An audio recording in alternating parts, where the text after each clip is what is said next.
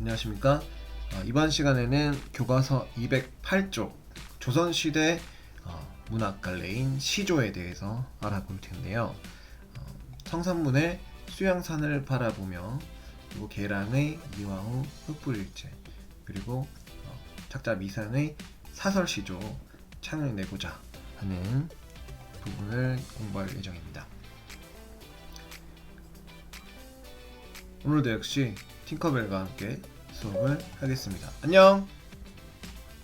잘 못 들었어요. 네, 항상 잘 못 듣죠? 자, 수업을 해보도록 하겠습니다. 자, 첫 번째는 성산문의 시조입니다. 이 시조는 갈래가 일단 평시조예요.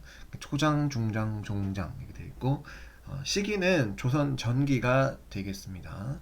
이 시를 이해하기 위해서는 이 성산문이라고 하는 그 작가에 대해서 좀 알아둘 필요가 있는데요. 일단 배경 지식으로 이 부분에 대해서 좀 살펴볼 필요가 있어요. 자, 계유정난이라고 하는 사건이 있었어요. 어떤 사건이냐면 1453년은 단종이라고 하는 그 어린 왕이 즉위하던 때입니다. 1년이죠, 1년. 이때 단종의 어떤 그 삼촌이죠, 수양대군이 단종의 왕위를 빼앗기 위해 일으킨 사건이 있습니다. 그 계유정난이 있었고요.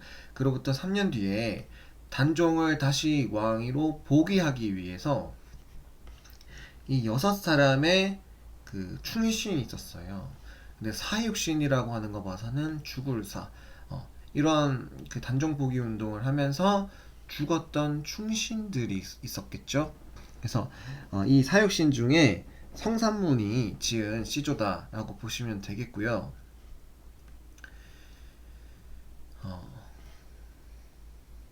팅커벨? 성산문이 누구야? 성산문은 조선 전기의 문신학자로서 사육신의 한 사람입니다. 조선국 사관원 우사관 등을 지냈습니다. 1418년에 태어났고 1456년 6월 8일에 사망하였습니다. 6월 8일 날에 수양대군에 의해서 죽었겠죠. 어쨌든 어떤 시를 썼는지 한번 살펴보겠습니다. 자, 일단 뜻풀이부터 먼저 하겠습니다. 수양산 바라보며 이제를 한하노라. 수양산을 바라보며, 이제가 뭐냐면 배기와 숙제예요. 이제를 한탄한다.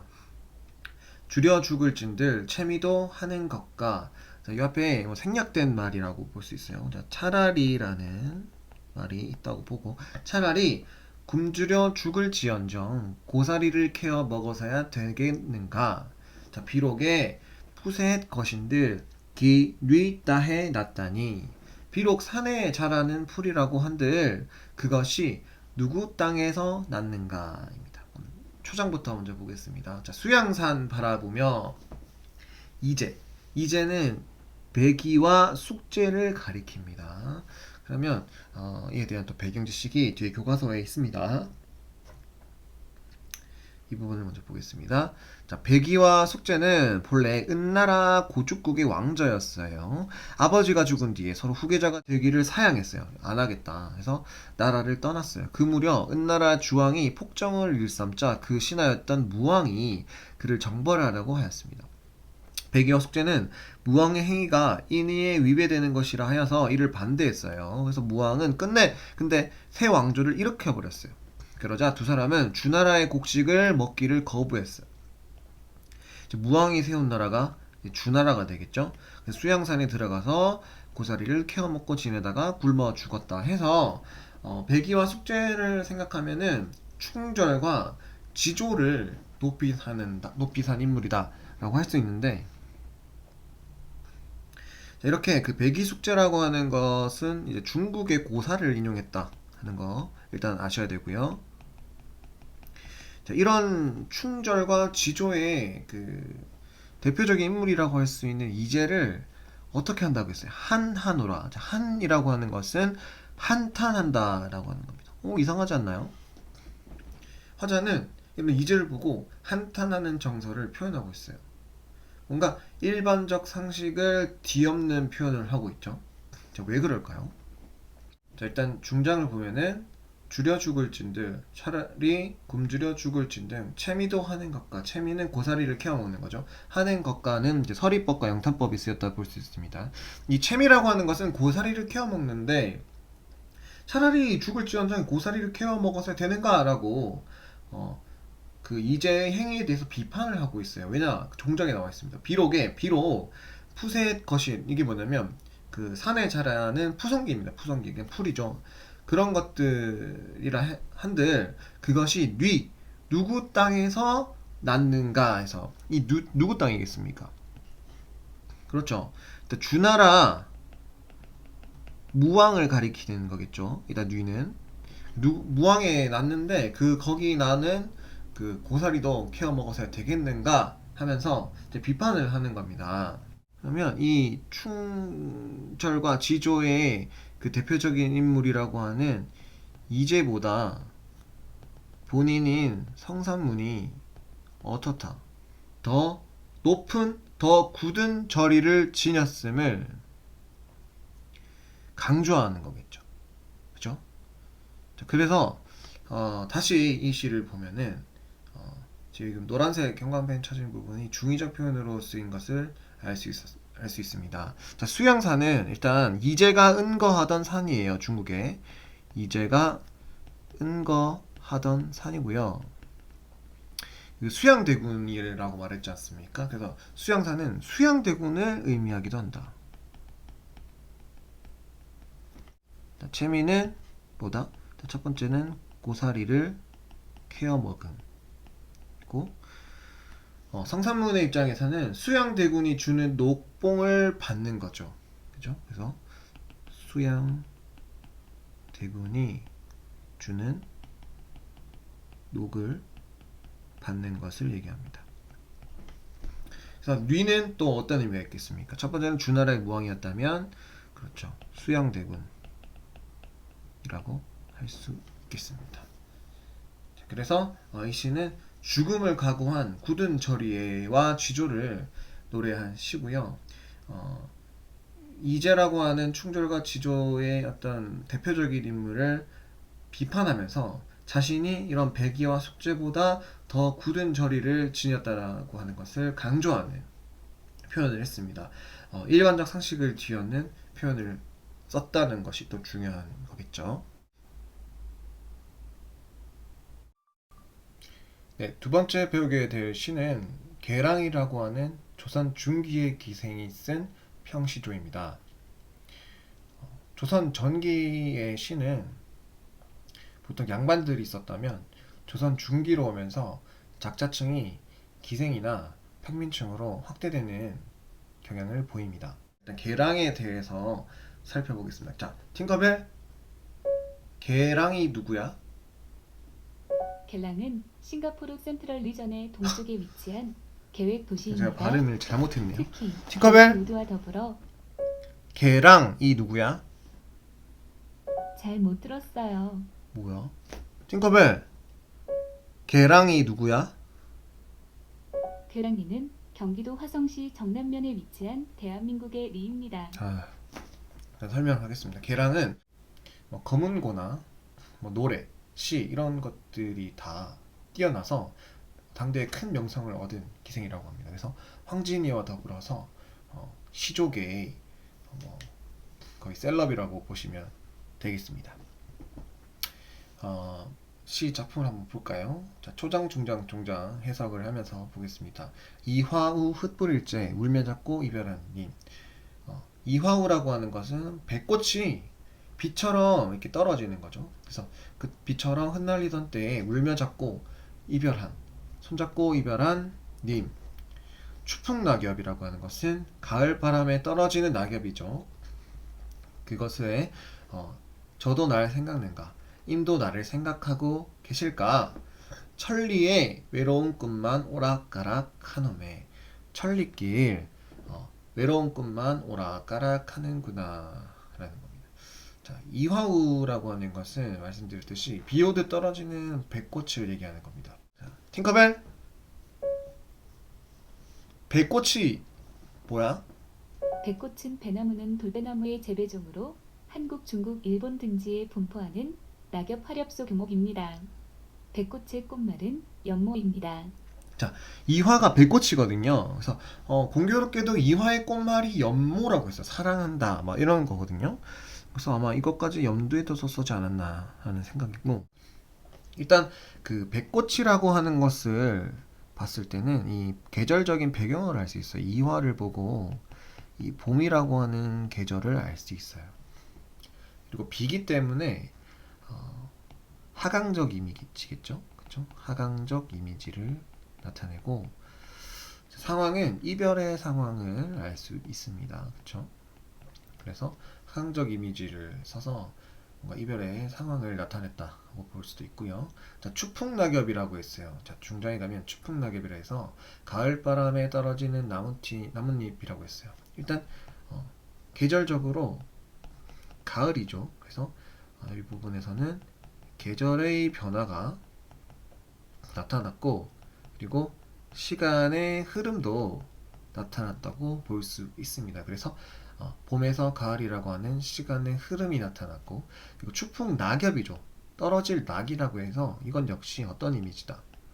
하강적 이미지다 라고 볼 수 있고, 이런 하강적 이미지들을 사용하면서 이별의 정서를 심화한다 라고 볼 수 있겠습니다. 이런 것들은 뭐다?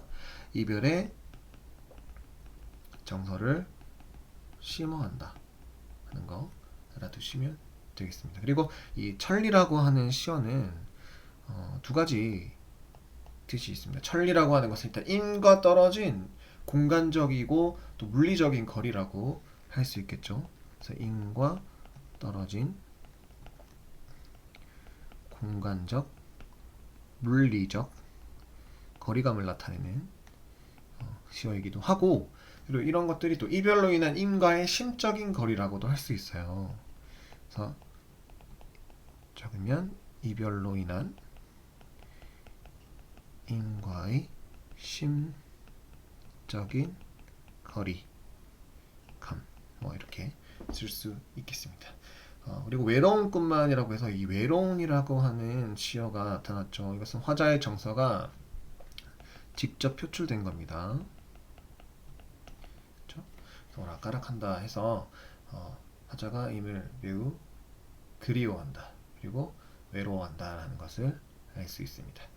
정리하자면 하강적 이미지를 가진 시어, 이화우나 추풍낙엽 등을 통해서 이별의 상황을 효과적으로 제시했고요. 그리고 계절의 흐름, 봄에서 가을로 넘어가는 것도 느낄 수 있게 하는 시어를 사용했다라는 것을 알 수 있습니다. 그래서 이런 하강적 이미지, 그리고 봄에서 가을이라고 하는 또 시간적 거리감이 있죠. 봄, 여름, 가을인데 봄에서 바로 가을로 왔죠. 그래서 이런 시간적 거리감이나, 그리고 천리라고 하는 시어를 통해서 인과 떨어진 공간적 물리적 거리, 또 이별로 인한 인과의 심리적인 거리, 그런 것들을 통해서 이별의 정서를 심화한 노래라고 볼 수 있습니다. 아주 잘 지은 노래라고 할 수 있겠습니다. 그래서 두 번째 작품 개랑의 시조는 이렇게 정리를 할 수 있겠습니다.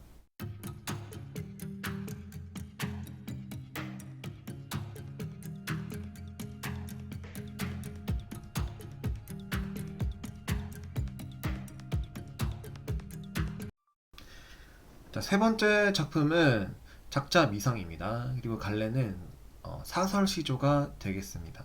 사설 시조가 뭐냐면 평시조에서 중장이 길어진 갈래를 얘기합니다. 그래서 초장, 중장, 종장인데 중장이 길어진 부분이다 라는 거 확인하시면 되겠고, 이 사설 시조는 기발한 발상이 나타난 시조다 한 거고, 이 사설 시조의 작가는 이제 평민층으로 보고 있습니다. 그래서 평민층이 어떤 본인이 좋지 않은 상황임에도 불구하고 절망하지 않고 비통하지 않고 낙천적이고 회학적으로 표현했다라고 하는 시조인데요.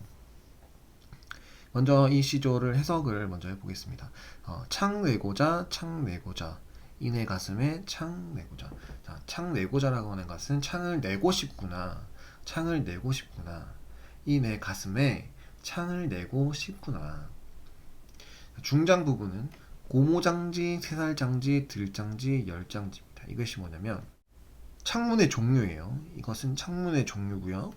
암돌적이, 수돌적이.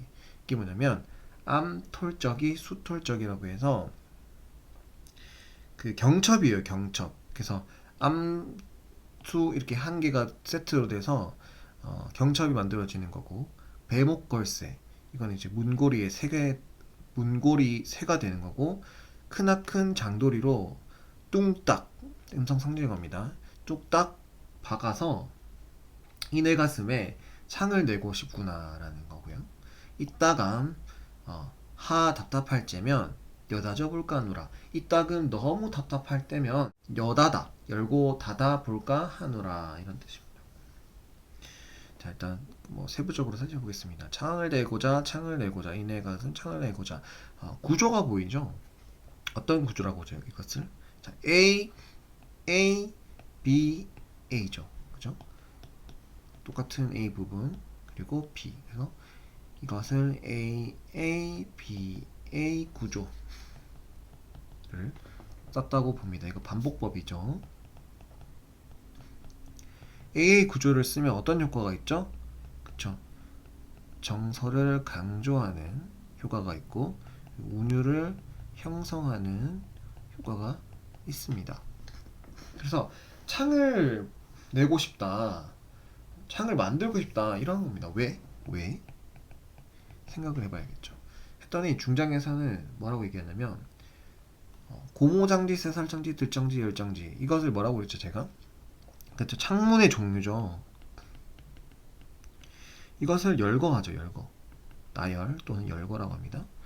그리고 암돌적이, 수톨적이라고 해서 이 또 경첩을 말하고, 배목걸쇠는 아까 얘기했지만 문고리새라고 했습니다. 그리고 크나큰 장도리로 뚝딱은 음성상징어라고 했습니다. 그렇죠? 의성어가 되겠죠. 박아서 이내 가슴에 창을 만들다. 이것은 지금 창문을 만드는 방법이죠.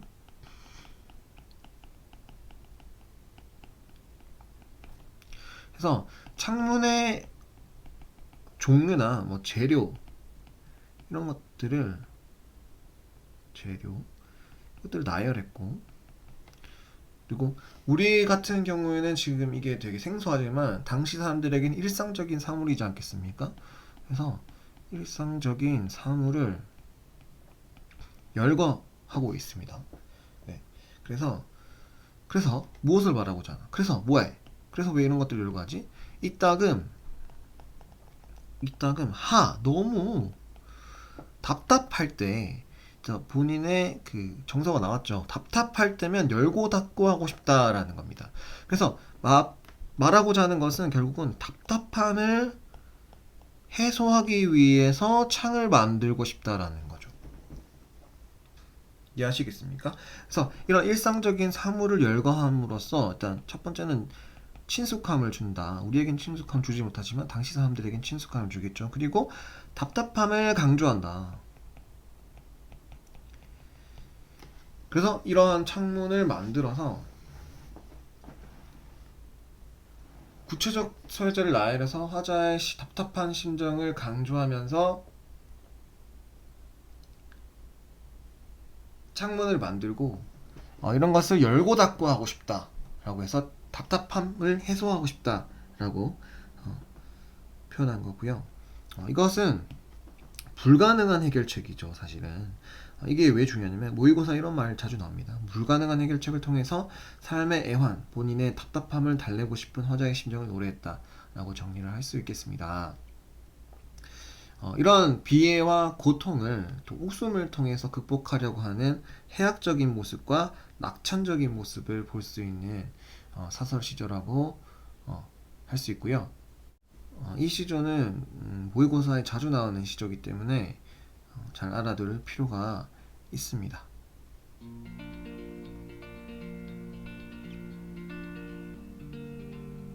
네, 오늘은 이렇게 가나 라의 세 작품을 봤는데요. 복습 잘 하시고 궁금한 내용 있으면 질문을 할 수 있도록 합니다. 네, 오늘 대단히 고생 많으셨습니다.